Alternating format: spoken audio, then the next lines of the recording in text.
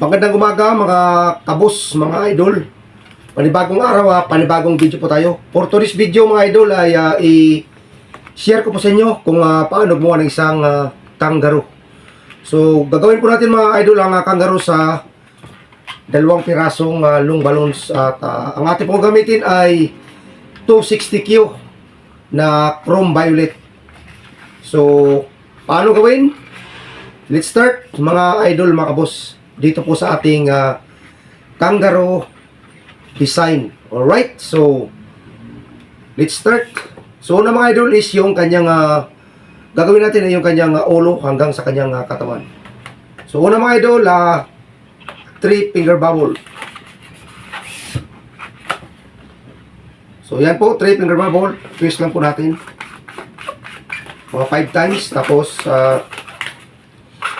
para po sa kanyang tainga. So kung gaano kalaki dito mga idol, yun din dito sa kanyang tainga. O medyo maliit lang ng konti. Press lang natin para malambot siya. So isa pa ulit para sa kabila. Same size.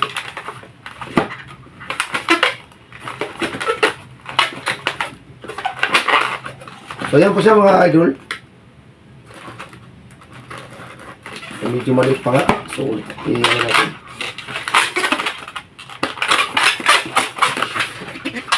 Twist lang natin dito. Ito po yung kanyang magiging tenga, yung kanyang pulo. So, sunod. Gagawa tayo ng dalawang small na ano lang. 1 finger bubble na bilog. So, dalawang piraso.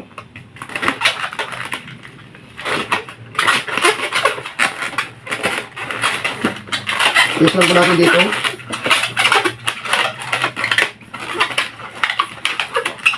Tapos ano po natin sa gitna. Ayan po. Twist lang para malambot. Sunod mga idol is 1.5 finger bubble.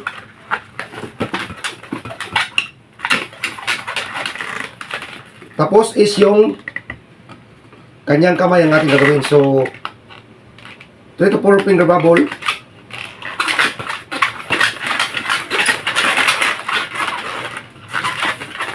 Tapos dalawang 1.5 finger bubble.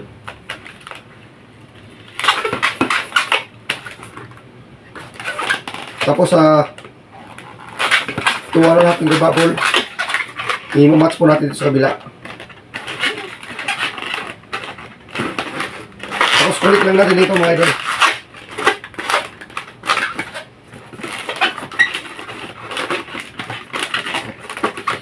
Ito na po yung kanyang magiging kamay sa unahan. So, sunod, 4 finger bubble.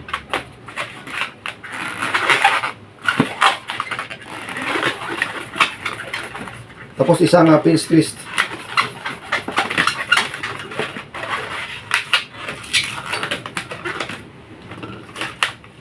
So ito na po mga idol yung kanyang pinaka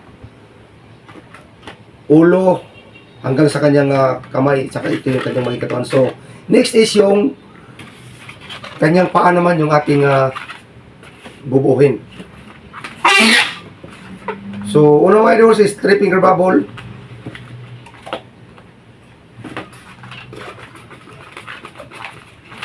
Tapos 1 finger bubble na pinch twist. Tapos ganun pa rin mga idol, no? Same size na nauna natin. O medyo malaki lang siya ng konti. Para po sa kanyang paa.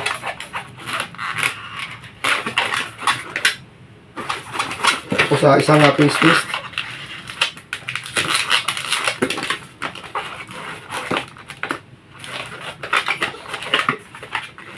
Sunod mga idol, isang loop. Maliit lang.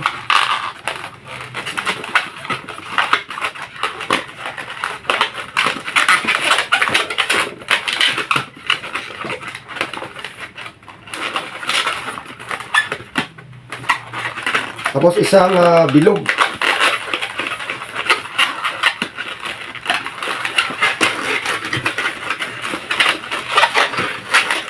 Ano po natin ito? I-pinch twist. Kasi ito siya mga idol, ipapasok natin dito. Dito sa gitna.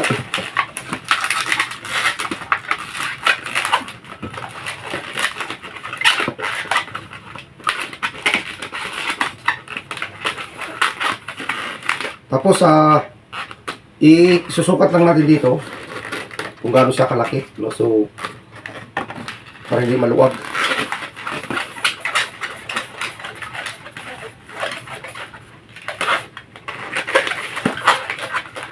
Tapos sa isang pinch twist,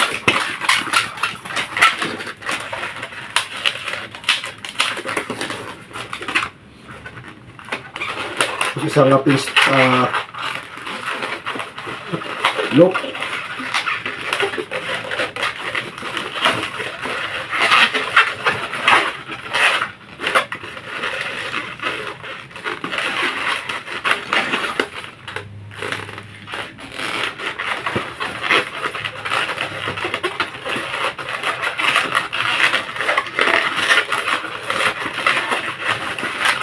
Kasok lang natin dito mga ito sa gitna.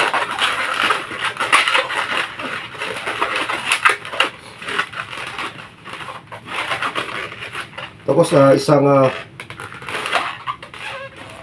bilog. Isang pinch twist.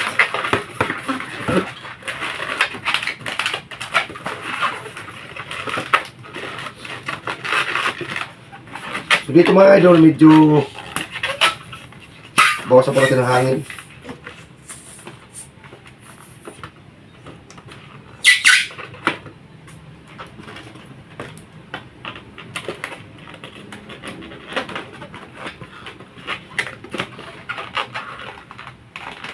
So same size lang tayo dito sa pinakadulo.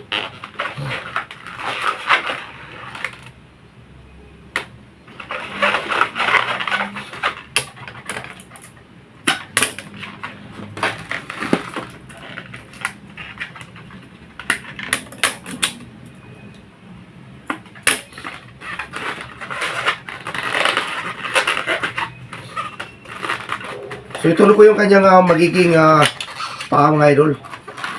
So sunod is i-insert po natin dito.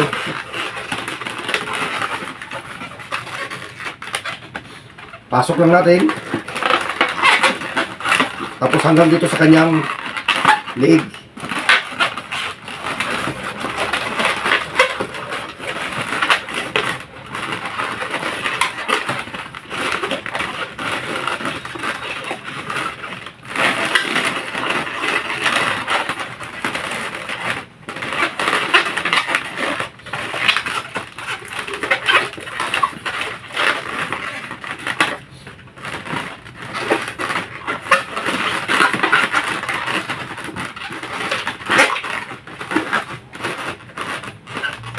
So ito naman siya mga idol, itong pinakaulo niya ano natin dito sa kanyang katang iig.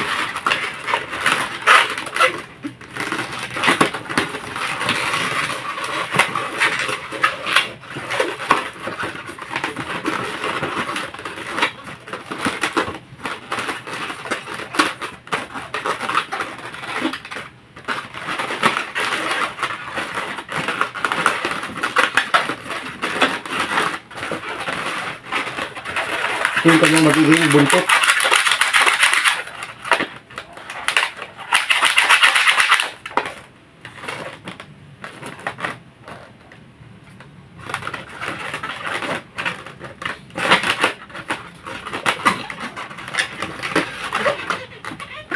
So yun po mga idol yung ating kangaroo. So kulang pa tayo dito mga idol ng kanyang paa. So gagawa pa tayo.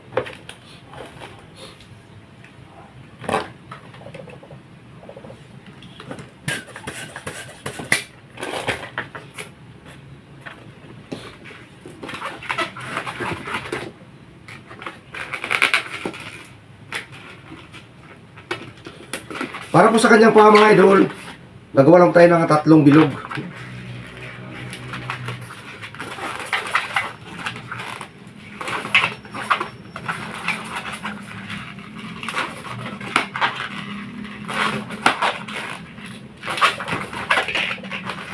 Ayan po.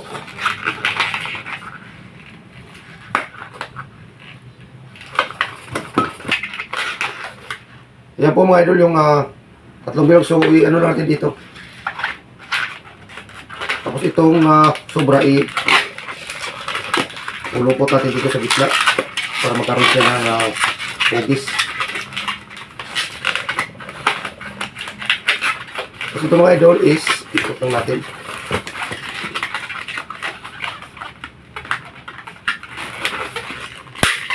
So ito na yung mga idol, yung kanyang pinakakuko sa kanyang paa. So i-kulik lang natin dito.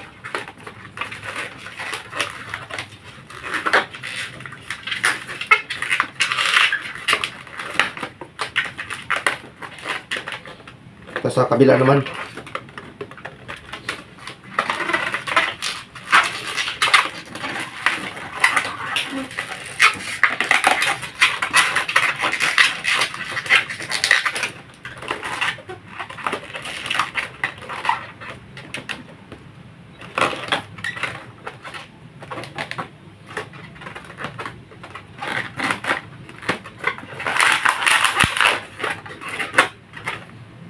So yan po siya mga idol. Bali, nagawa na po natin yung ating kangaroo design na balloon. So ganoon na po mga idol ang paggawa ng isang kangaroo. So sana mga idol ay inyo po itong nasundan kung paano ko po ito ginawa para makagawa rin po tayo ng ating sariling design balloons. So that's it guys. At sana guys nag-enjoy po kayo sa aking estilo ng paggawa. So, ganun lang po guys ang ating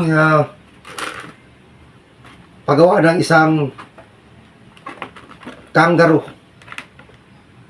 So, sunod dito guys is maglagay lang po tayo ng kanyang mata.